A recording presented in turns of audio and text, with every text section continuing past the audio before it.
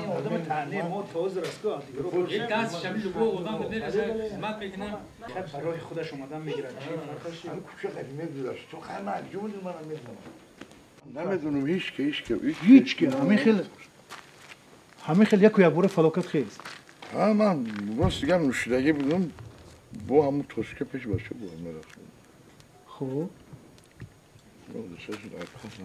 از پس چی قطعی زدن شما را؟ نه اومدن اول شما اختر از بر کردن یا که بیخبر از شما از پشت زدن؟ بیخبر من ندیدم خبر بودم معلوم چی نمیدونم هیچی نمیدونسته مثلا دلتو چی گوه میداد مثلا این درست کردن ماشینا هست شاید یکون چی از دلتون چی گوه میداد که کی میتوند باشدین؟ من هیچ شفتو نمیتونم هیچی ها؟ نه هیچ شفتو نمیتونم مثلا یکون کسایی بودن که ماشینش فرض کردیم نادرست شما درست وای کردیم نه من یکون ماشین رو درست کردیم نیست حیاتون بود همون کسایی ماشین رو کردیم نیست چند نفر بوده؟ ایشان نمیدونم پس دادن دیگه همین خیلی سر خوب شد همین زدن شما بیهوش دیگر خیسه کی شما رو تا خانه رو آورد؟ خودم اومدم خودتون اومده؟ باپوی خودتون؟ باپوی خودم اومدم بچه لازم بلی سرفت ولی با شما چی تشخیص دادن؟ چی بوده است؟ من خب لطوب واسطی خدمت پوی خدمت خیلی گوشتون چو کردن؟ گوشم بریدن چی با خیلی؟ برای چی به این درجه اینا کیو بودن که به این درجه بیرحمی مثلا این خیلی مناسبت کردن باشه؟ من خودم نمیدونم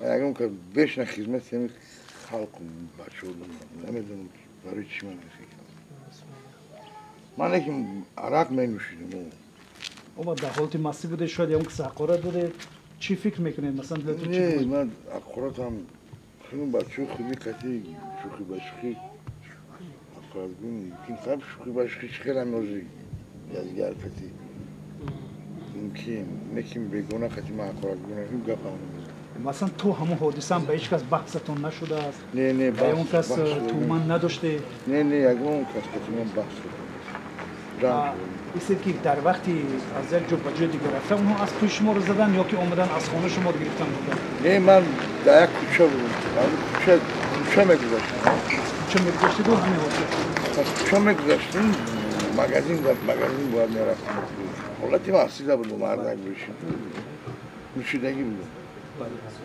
هفته نگاه خرسه شده طوری سر درست است چی به این درجه که گوش شما رو باید برن؟ من خودم نمیدونم من خودم حیرانم دارم یکه من میدونستم که چورش هم میدونم نمیدونم برای چی شیوی خود خطیب یکون گناه خود من نمیدونم که یکون کسی چی گناه کردم من که من خیلی کردم سالای 35 این کارو بود ما عصر 21 در زندگی کنیم که آخه این خوزیم مملکت تنج برام همه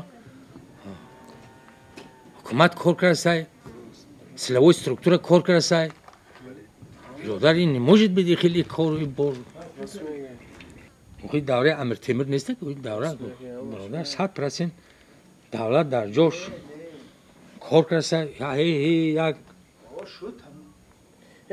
گروه وای کردن که سوشگون شکر تنجیم مملکت من تنجای روم ما پاد نگو در خیزن همی کار کنم میوان شوه یپی نیسته خوزی دولت برقرار شده که برادر هر یک پسمچه میوان که هی وای تو همین وقت هم سه چور شد که اول بود جوام که اون اسمه گرده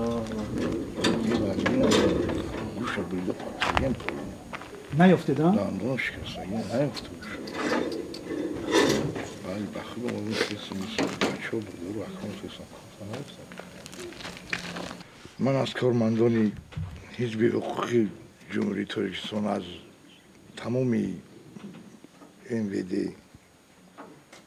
خواهش دارم که این جنایتکارا رو یافته جزای سزاوار دهند